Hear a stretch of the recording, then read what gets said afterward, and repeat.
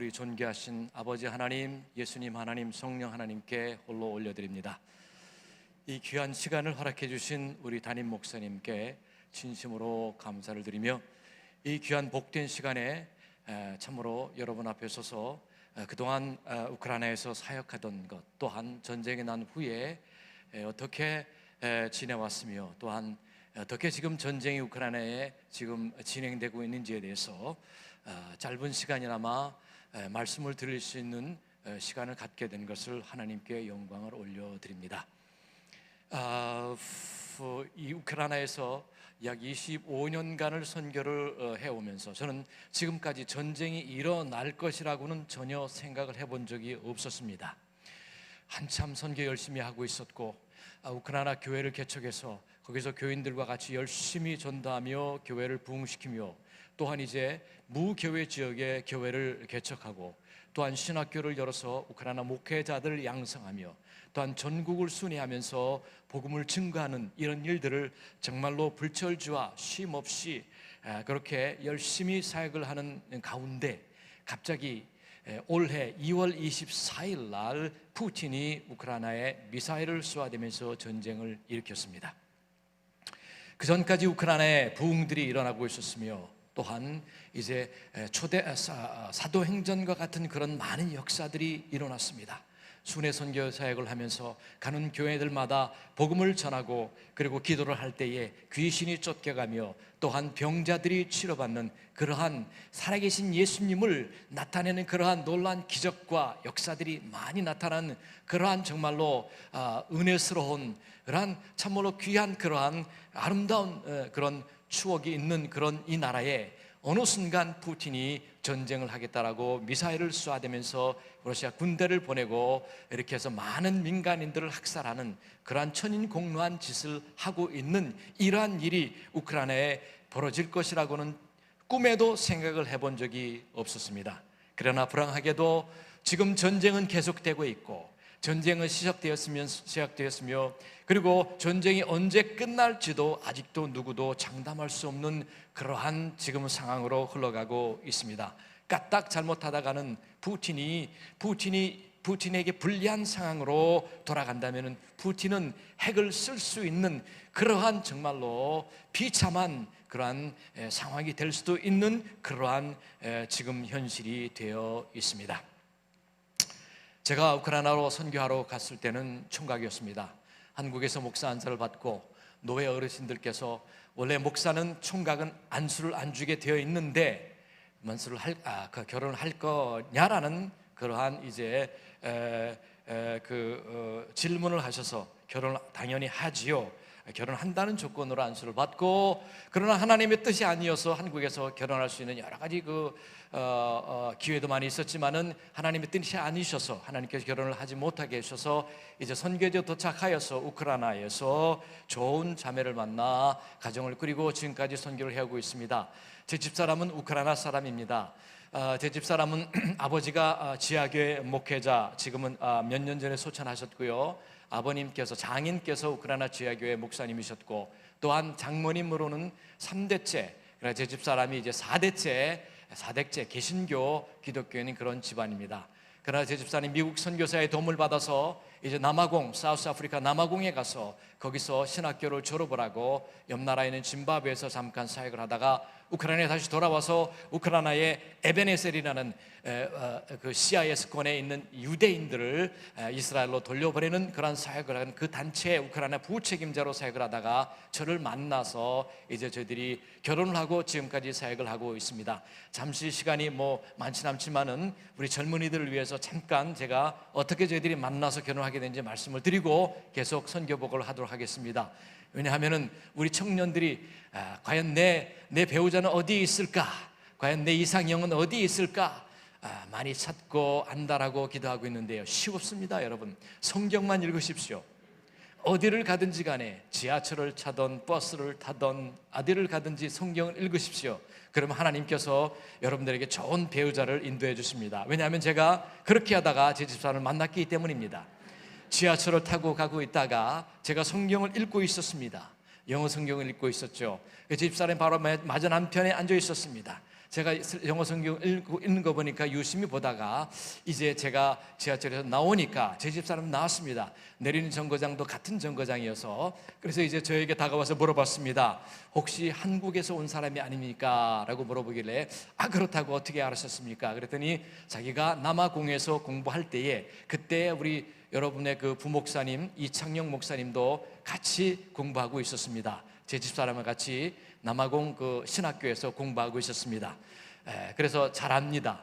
예, 잘합니다. 자기가 남아공 신학교에서 공부할 때에 한국 학생들이 4명이 있었는데 그 학생들을 통하여서 한국의 그 부흥에 대해서 한국의 제일 큰 오순절교회, 제일 큰 장로교회, 제일 큰 감리교회, 하여튼 교단별로 제일 큰 교회들은 다 한국에 있다는 것을 알게 됐습니다. 그런 얘기를 하면서 당신이 성경을 읽고 있는 거 보니까 이것은 중국 사람인 것 같지 않고 틀림없이 한국 사람일 것 같은 느낌을 받았다 그럽니다. 그래서 자기가 나에게 와서 한국 사람이 아닙니까? 라고 이렇게 물어봐서 그렇게 대답을 했고 그 첫인상이 너무 예쁘고 아름다워서 제가 혹시 전화번호 줄 수 있습니까? 하고 이렇게 그 당시 제 나이가 35살이었습니다. 처음 만났을 때 35살이었고 이제 2년 후에 결혼했지만 37살에 결혼했지만 나이가 찰대로 찼고 그래서 부모님들은 너 뭐 아무하고 결혼해도 좋다, 흑인하고 결혼해도 좋으니까 결혼만 하라 하고 나이가 찰대로 차서 이미 포기한 그런 상황이었습니다. 그래서 제가 전화번호를 줬고 3일 후에 다시 전화를 해서 만나자고 그래서 만나서 이제 통성명을 하고 보니까 그렇게 준비가 잘 된 그 제 신부감이었습니다. 그 아버님 그리고 또 어머님 4대째 그 신앙인이요, 또한 이제 남아공에 가서 바이블 가지고 신학교에서 공부를 하고 졸업하고 본인이 또 선교에 사명이 있고 이렇게 잘 준비된 사람을 내가 어디서 또 만날 수 있겠는가? 더구나 이 우크라이나 땅에서 이건 틀림없이 하나님이 저에게 주신 그 믿음의 페필이다라는 확신이 들어서 2번도 만나고 숯불은 당기면 빼라 그래서 결혼합시다. 저는 나이를 찰 때는 찼고 총각이고 그래서 이제 결혼을 해야 되겠습니다. 한 달간 기도해 봅시다. 하나님의 뜻이 어딘지. 그래서 한 달간을 기도하고 하나님의 응답을 받고 한국에 와서 결혼하고 거기서 결혼식을 하고 지금까지 2딸을 낳아서 잘 키우고 선교 사역을 하고 있습니다. 할렐루야. 네, 그렇게 이렇게 지금까지 선교 사역을 해오고 있는데요, 열심히 하고 있는데 전쟁이 나라라고는 꿈에도 생각을 해본 적이 없습니다. 2월 24일 날 새벽 5시 반에 푸틴이 우크라이나 전국에 미사일을 쏘아댔습니다. 새벽기도를 하고 있는 가운데 미사일 그 폭발 소리를 들었습니다.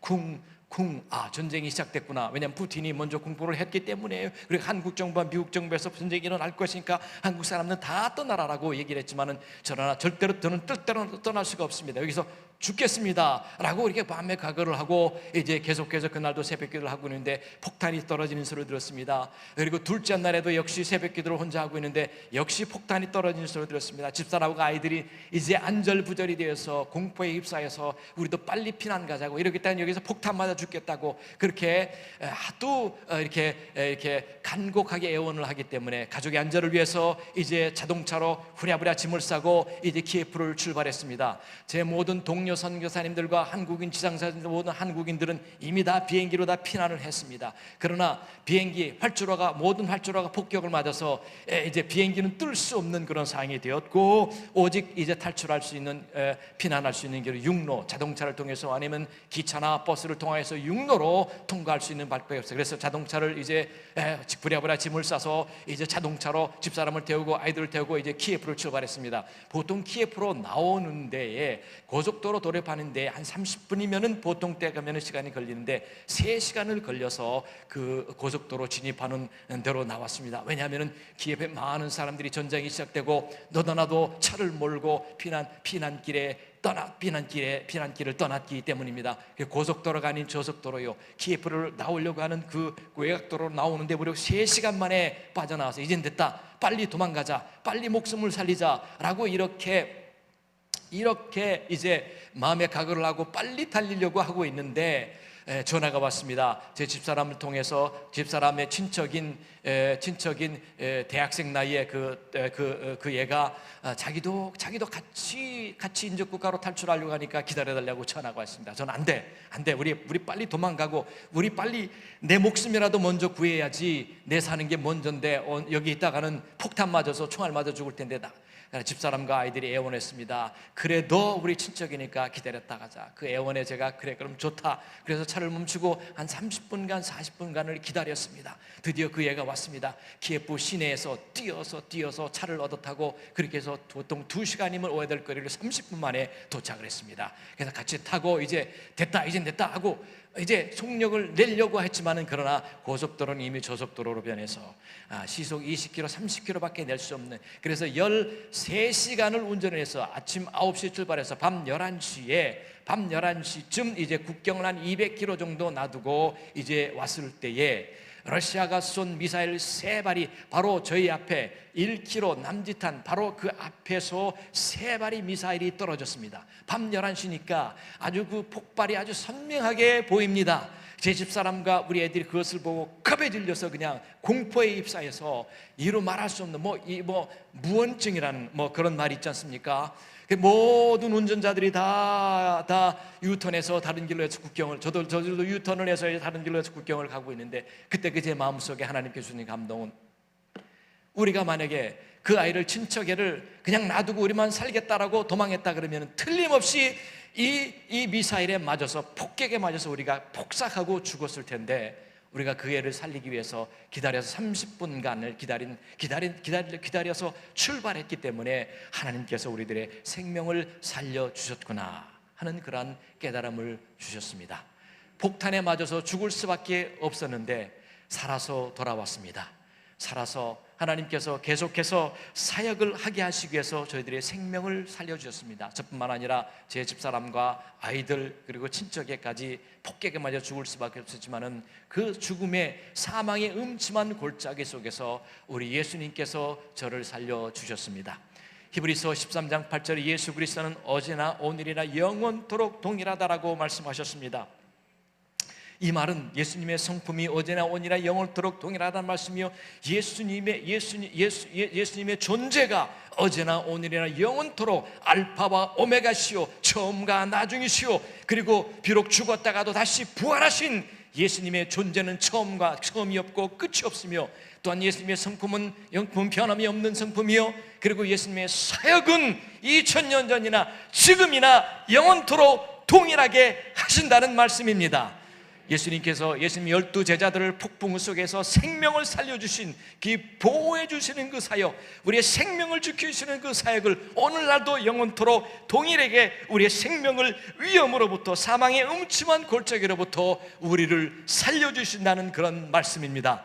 예수님께서 2000년 전에 하셨던 그 보호의 사역, 우리를 사망에부터 건져주신 사역을 우리와 함께 하셨습니다. 우리를 살려주셨습니다. 예수님께서 우리의 생명을 살려주셨습니다. 그 예수님을 찬양하고 그 예수님을 여러분 앞에 증거하며 간증합니다. 여러분, 비록 지금 현재 사망의 음침한 골짜기를 걷는다 할지라도 두려워하지 마십시오. 예수님이 12제자를 사명 가운데 건져주신 그 예수님이, 살아계신 예수님이 오늘날도 동일하게 그 사역을 하시며 저희들의 생명을 보여주시는 그 예수님이 여러분의 어떠한 어려움과 무서움과 죽음과 공포 속에 살아간다 할지라도 예수님 여러분의 생명을 지켜주시는 생명의 주인이심을 믿습니다. 아멘.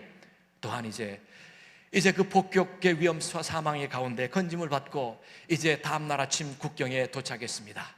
도착을 해보니 이미 국경에는 이제 15km의 자동차 행렬로 긴 행렬이 이미 있었습니다. 1시간에 1m 밖에 나가지 않는 그런 1시간에 1m, 추운 겨울입니다. 3일을 기다린 끝에 국경을 통과했습니다. 추운 겨울에 차 안에서 잠을 자고, 특별히 제 뒤에는, 뒷좌석에는 제 2딸과 그리고 친척의 여자애 3명이 쭈그리고 앉아서 3일간을 차에서 잠을 자고, 그리고 키예프에서 출발할 때에 과자 몇 봉지 비상용으로 가지고 나온 것밖에 없었습니다. 그것을 먹으면서 허기를 굶주리면서 3일간을 기다린 끝에 국경을 통과했는데요, 특별히 여자분들에게 제일 불편한 게 화장실입니다. 길거리에 화장실이 있습니까? 없습니다. 남자들은 아무 나무 뒤에 가서 그냥 용변을 볼 수 있지만은 여자들은 정말 이 정말 참기 어려운 그러한 3일간의 어려운 시련을 제 집사람과 아이들도 겪고, 만약에 외교부의 도움이 없었더라면은 이틀을 더 기다려서 이제 국경을 통과해야만 되는데, 3일째 된 날 외교부에서 전화가 왔습니다. 제 국민들은 다 이제 등록을 하게 되는데, 제 전화로 전화가 왔습니다. 지금 어디 계십니까? 다른 한국 사람들은 다 나왔는데 아직도 당신은 어디 있습니까? 저는 아직 못 나가고 국경 근처에 아직도 나가려면 이틀을 더 기다려야 됩니다. 제발 좀 도와주십시오. 그래서 외교부가 우크라이나 주 우크라이나 대사관 참사에게 전화를 해서, 참사가 국경 수비대장에게 전화를 해서 수비대장에게 전화를 줘서 저에게 그 수비대장이 전화를 해서 이제 저에게 와서 이제 컨보이해 주셔서, 저희들 그냥 국경을 이틀을 더 기다려야 되는데 이틀 빨리 통과해서 나올 수가 있었습니다. 국경을 통과할 때는 얼마나 마음이 홀가분한지요. 3일간을 그 차 안에서 고생하면서 굶주리고, 그리고 잠도 제대로 못 자고요. 밤에도 잠도 잘 수가 없습니다. 왜냐하면 밤이 제일 이 좋은 시간, 이 새치기 하기 좋은 시간입니다. 밤 1시나 새벽 2시 때 이제 다 피곤해서 잠자고 있을 때에 새치기를 합니다. 15km 그 자동차 행렬 빨리 나가려고 새치기를 하기 제일 좋은 시간이 바로 밤 시간입니다. 밤에도 잠을 잘 수가 없습니다. 앞차가 가면은 계속 이동해 줘야 됩니다. 3일간을 잠을 못 자고 이제 꼬박 이제 그렇게 해서 이제 국경을 통과할 때는 그 피곤함, 그리고 그 공포, 그리고 그 모든 지금까지 그 고생했던 것들이 한순간에 착 날아가는, 그야말로 그런 참으로 체험을 하면서 국경을 통과했습니다. 통과해서 이제 국경에서 약 차로 한 7시간 거리 되는 이 부카레스트, 루마니아의 수도 부카레스트에서 가까운 브라쇼바라는 도시에, 거기에 한국 선교사님 게스트가 오셔서 그곳에서 저희들이 진내교를 해서 왔습니다. 와서 거기서 하루 지나고 두고 지나고 보니까 가만히 있으니까 제 마음이 아파요. 왜냐하면은 거기에 우크라이나에 두고 온 우리 성도들, 또 우크라이나에서 폭격을 맞으며 죽어가는 사람들, 뭔가 해야 되는데 여기 앉아 있을 수는 없다. 그래서 가만히 생각을 해보니까 이제 구호품을 사서 들여보내야 되는데 한국에 좀 연락을 하자. 그래서 연락을 하고 이제 한두 군데에서 이제 구호 성금을 보내주는 곳들이 있어서, 그래서 가족을 놔두고 저 혼자 국경 근처로 다시 왔습니다. 그 치가 떨리는 국경 근처, 보기만 해도 정말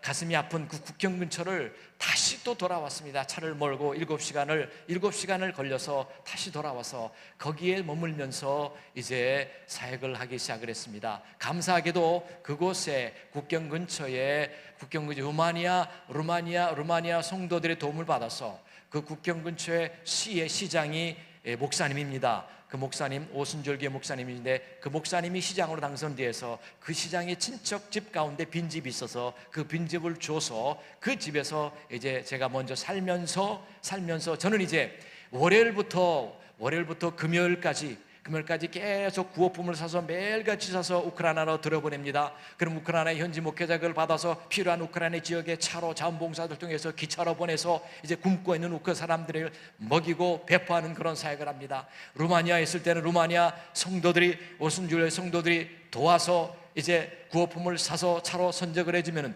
자원봉사자가 또 역시 이제 국경을 넘어서 우크라이나 넘어 있는 우크라이나 교회에 갖다 주면 그 교회에서 우크라이나 전국에 필요한 곳에 이제 차를 통하여서 기차로 이제 전달하는 그런 역할을 합니다.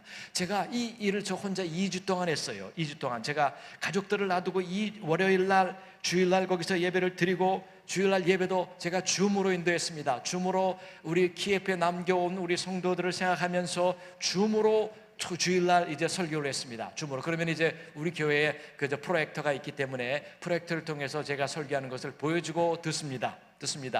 그래서 주일날 설교를 하고 이제 월요일날 그 국경 근처로 차를 타고 오면서 7시간을 차를 타고 와서, 그리고 이제 화요일부터 화수목금 금요일 날 4일간 매일같이 구호품을 싸서 들여보내고 금요일 날 오후에 다시 집으로, 토요일이군요. 죄송합니다. 토요일 날 오전에 다시 이제 가족들이 있는 그 브라숍으로 내려옵니다. 그 월요일부터 금요일까지 매일같이 저 구호품 사서 들여보내는 일을 하죠. 그래 매일같이 햄버거만 먹고 삽니다. 햄버거만 먹고 살고, 먹고서 아침도 그냥 건너뛰고, 점심에 햄버거를 한번 먹고, 저녁도 그냥 대충 해서 먹고, 이렇게 2주 동안을 제가 이렇게, 그리고 월요일 날은 17시간을 운전을 해서 이제 지내고, 화수목금 토요일 날 또 오전에 7시간 운전해서 잠깐 쉬었다가 설교 준비하고, 주일 날 줌으로 설교를 하고, 그렇게 2-3주 제가 하다 보니까 완전 탈진할 정도가 되더라고요. 완전 쓰러질 것 같아요. 그 브라쇼브에서 국경 근처로 차를 운전하고 올 때도 몇 번 졸음을 운전해서 정말로 죽을 뻔하기도 했습니다.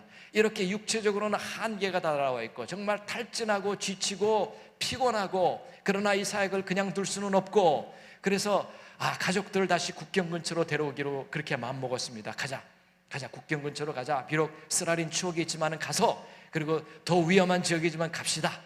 가족을 잘 설득해서 다시 국경으로 데리고 와서 거기서 지내면서 계속해서 구호 사역을 진행해 왔습니다. 사진 준비하셨습니까? 사진 보여줄 것 있으면 보여주시면 감사하겠습니다. 이거는 구호품 나눠주는 사실입니다. 7월 달에 외교부로부터 특별 허가를 받아서, 2주 특별 허가를 받아서 이제 들어가서 이제 나눠주는 그런 사역들입니다. 네, 계속 넘겨주십시오. 네, 그래서 나눠주는 사역들, 특별히 그 키예프 근처 부차 지역, 러시아 군대가 한 달간 점령하고 많은 민간인들을 학살한 그 가장 피해를 많은 지역에 들어가서 구호품과 신약 성경을 나눠주면서 이제 전도를 했습니다. 마음이 활짝 열려서요, 아주 잘 받아들입니다. 여기 앉아 계신 우리 김바울 목사님하고 이제 같이 들어가서 같이 나눠줬는데요. 이것은 그 부차 지역, 러시아의 폭격을 받아서 파괴된 이 집들, 아파트, 처참하게 파괴된 그런 모습들을 담고 있습니다. 다음, 이제 구호품을 구입하고, 파괴된 모습들. 여기서 국경 근처에서, 루마니아 쪽에서 이제 구호품을 구입해서 들어본, 이건 이제 집사람도 우크라이나에 들어가서 구호품을 나눠주고 있는 부차 지역, 특별히 부차 지역에서는요, 여러분들, 그 부차 지역에 저 신학교 교무처장이 살고 있었습니다. 그리고 제 집사람의 친척입니다. 그런데 러시아가 한 달간 그 지역을 점령했을 때에 2주간을 지내다가 아이고 더 이상 여기서 못 있겠다, 식량 떨어지지요, 배고프고 그래서 탈출해야 되겠다라고 2주 후에 길거리에 나왔다가 러시아 군에 발견이 돼서 총에 맞아 죽었습니다. 총에 맞아. 2주 후에, 이제 2주 지나서 한 달 후에 러시아 군대가 철수하고 난 후에 우크라이나 관료들이, 잠깐 멈춰주십시오. 우크라이나 관료들이 길거리에 럼녀인들에게 다 시신들입니다. 민간인들, 이 부차 도시에서 민간인들 2,000명 이상이 학살당했죠. 그 옆에도 이르빈에서도 2,000명 이상 학살했죠. 그거 보로디안카에서 3,000명이 죽였죠. 치는 대로 러시아 군인들이 그냥 막 길거리에 보이는 대로 막 총을 쏴서 죽였습니다. 그러니 길거리에 시신들로, 주검들로 흐적게 피바다요 눌려 있는 것을 러시아 군대들이 철수하고 난 후에 이제 우크라이나 군인들과 관료들이, 정부 관료들이 다 수리를 하고 이제 매장을 해주고, 그때 이제 친척을 발견해서 이제 장례를 치루어 줬습니다. 집사람 쪽에서 그런 아픈 그러한 전쟁의 그러한 처참한, 슬픈 그러한 쓰라린 경험이 있습니다. 네, 이 전쟁으로 해서 폭탄 맞아서 상가고문, 이거는 이제 우크라이나의 난민 예배, 루마니아 교회 예배당을 빌려서 주일 오후 2시부터 난민 예배를 드리고 있는 모습입니다. 다음 부탁드립니다. 이거는 이제 러시아 군인들이 우크라이나 차들을 총으로 쏘고 이 폭격을 하고, 비행기로 폭격을 해서 이 부서진, 파괴된 그런 차들을 모아낸 곳입니다. 다음, 역시 구호품 나눠준 모습입니다. 역시 파괴된 집들, 아파트들. 다음 계속.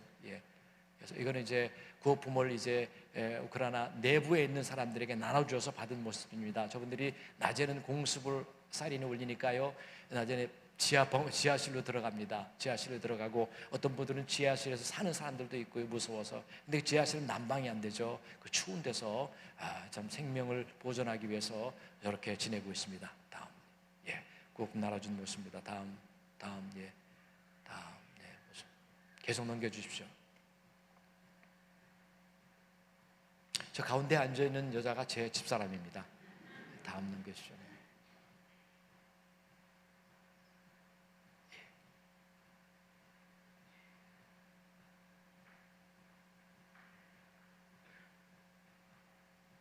여러분들께서 보내주신 구호성금, 참 귀한 구호성금을 많은 액수를 받아서 그것을 구호품을 사서 루마니아 국경지에서 구호품을 사서 우크라이나로 들어보내서 우크라이나에 굶주리고 있는 고통당하는 사람들을 돕는 사역을 했습니다.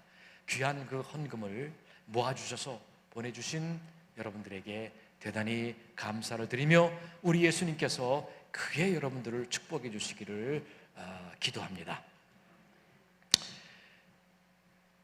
오늘 마태복음 5장 7절에 예수님께서 이렇게 말씀하셨습니다. 긍휼히 여기는 자는 긍휼히 여김을 받을 것이라고 말씀하셨습니다. 산상수훈은 예수님께서 하신 말씀을 너희가 이렇게 하라 그러면 너희가 그런 축복을 받을 것이라고 하신 말씀입니다. 긍휼히 여겨라 그러면 너희가 긍휼히 여김을 받을 것이다라고 하신 말씀입니다. 우리나라의 말 속담에 콩 심은 데 콩 나고 팥 심은 데 팥 난다는 말씀이십니다. 콩 심은 데 콩 나지 팥 나는 법이 없습니다. 다시 말해서 갈라디아 6장 7절에 사람이 무엇을 심든지 그대로 거두리라고 말씀하셨습니다. 심어야 걷는다는 그런 말씀입니다. 심지 않으면 거둘 수가 없습니다. 다시 말씀을 드려서 긍휼을 심을 때에 나도 내가 어려움을 당했을 때에 긍휼함을 받을 수 있다라는 그런 말씀입니다. 긍휼이라는 것은 남이 어려움과 위기에 처한 것을 말합니다. 그때에 우리가 돕는 것을 긍휼을 베푼다라고 말하고 있습니다. 야고보서 2장 26절에 행함이 없는 믿음은 죽은 믿음이라고 말씀하셨습니다. 아무리 우리가 믿는다라고 하고 우리가 믿는 사람이라고 하지만 예수님 말씀대로 살지 않는다면 그 믿음은 죽은 믿음이라고 야고보는 우리에게 말하고 있다는 것입니다. 우리가 예수님께서 하신 말씀처럼 긍휼히 여기라 라는 그 말씀에 따라 우리가 긍휼히 여긴다면은 진짜 우리의 믿음이 진짜 믿음이라는 그런 말씀입니다, 여러분들. 우리나라 옛날 속담에 아니라 우리나라 풍습 가운데 품앗이라고 있습니다. 농번기에 한 집씩 돌아가면서 모내기를 해줍니다. 그러면은 내 차례가 되면은 나도 역시 모내기를 다른 이웃들이 해준다는 말입니다. 그처럼 우리가 심었을 때에 우리가 뭔가 했을 때에 내게 돌아온다. 우리가 긍휼을 베풀었을 때에 우리가 긍휼함을 받는다는 그런 말씀입니다. 예수님께 한 어린아이가 오병이어의 떡을 가져왔습니다. 오병이어를 가지고 왔습니다. 자기도 배고프지만은 그러나 이 배고픈 많은 사람들을 위해서 예수님께 가져왔어요. 그 많은 사람들에게 긍휼을 베풀었습니다. 그 예수님께서는 그 오병이어를 받으시고 기도하시고 축사한 후에 그 5,000명이나 되는 많은 사람들을 배불리 먹여요. 성경에 보면은 어떤 사람 2번, 3번을 받아서 먹었습니다. 배불리 먹었다는 것입니다.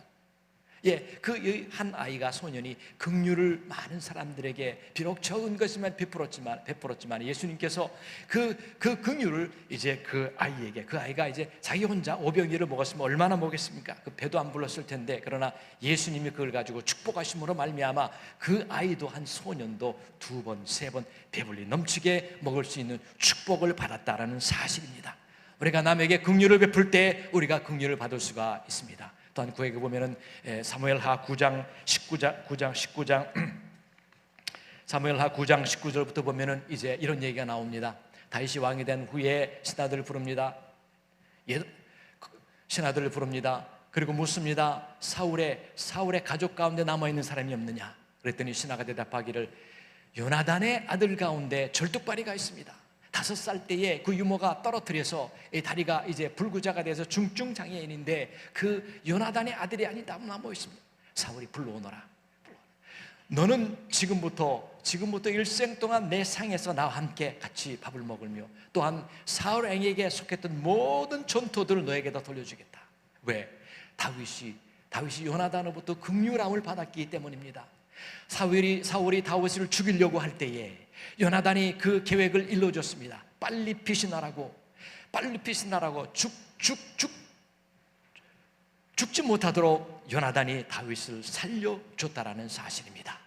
그 은혜를 다윗이 잊지 않고 왕이 되고 난 후에 그 요나단이 베푼 긍휼을 생각해서 그 요나단의 가족, 그 아들에게 자기가 받았던 긍휼을 그에게 베풀어 줬다는 사실입니다. 여러분, 만약에 우리가 베푼 긍휼로 인하여서 우리가 지금 당대 우리가 다른 사람들로부터 긍휼함을 받지 못한다 할지라도 내 후손들은 긍휼함을 받는 축복을 받을 줄로 믿습니다.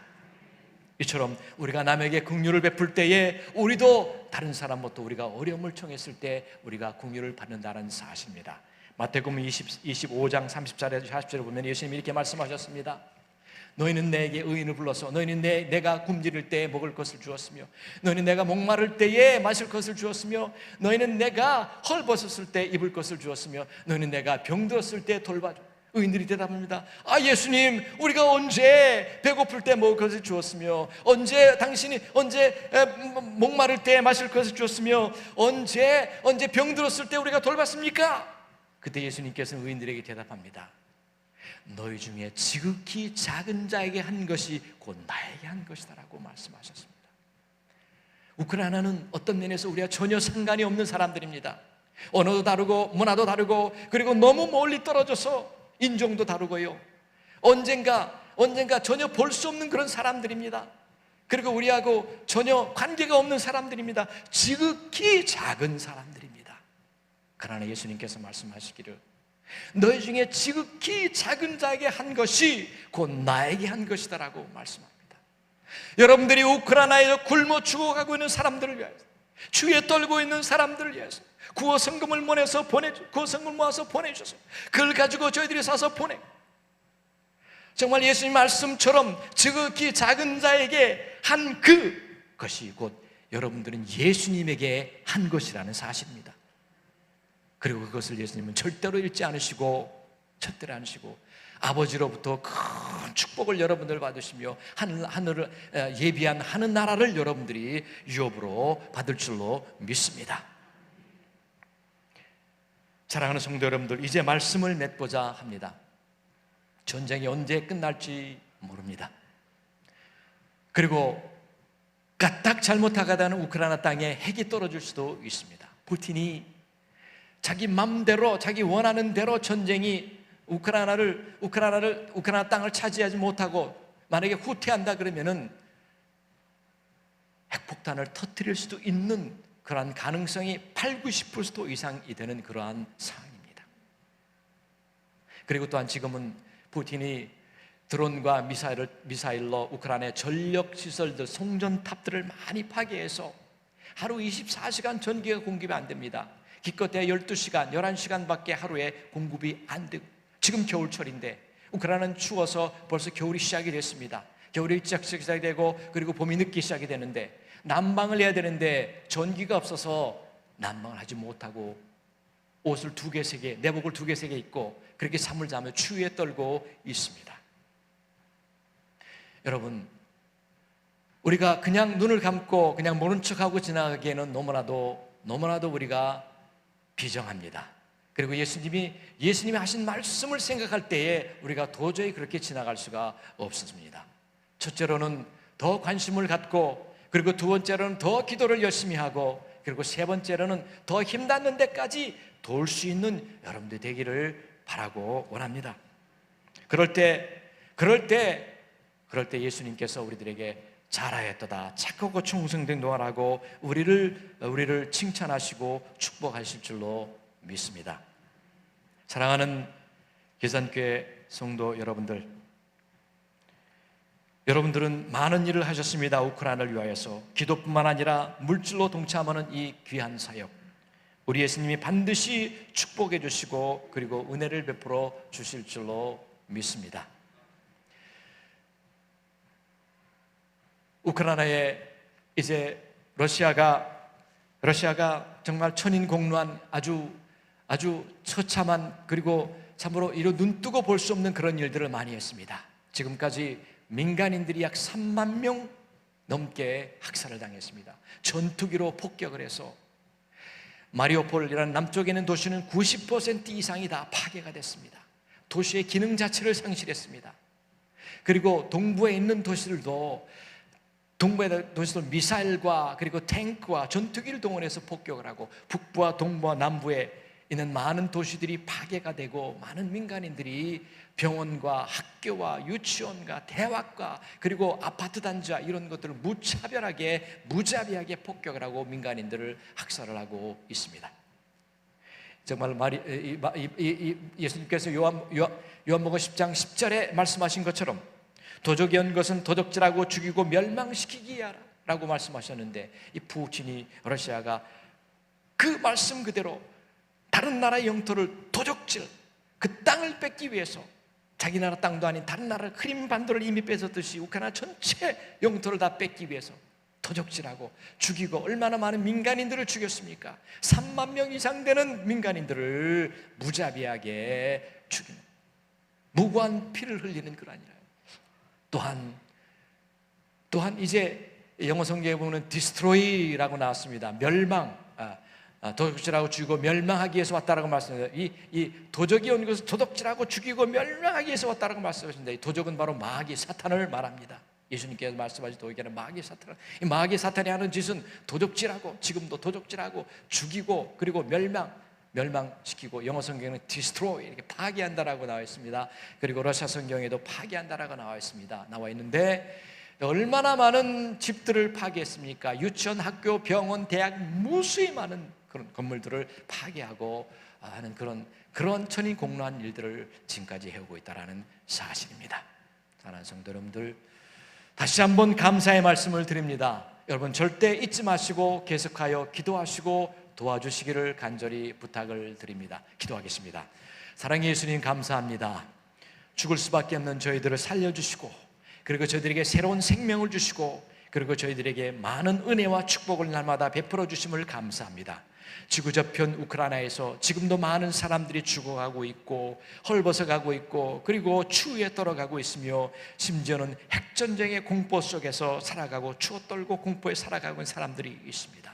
예수님, 우리 마음속에 사랑의 마음을 불어넣어 주셔서 우리가 눈 감지 않게 도와주시고, 관심을 갖고 더욱더 기도하며 이제 그리고 도와줄 수 있는 그런 우리들이 될 수 있도록 축복하여 주시옵소서. 지금까지 그러한 이제 정성을 다한 우리 계산교회 모든 성도님들의 우리 예수님께서 만복으로 축복하여 주시옵소서. 우리 주 예수 그리스도 이름으로 간절히 기도하옵나이다. 아멘.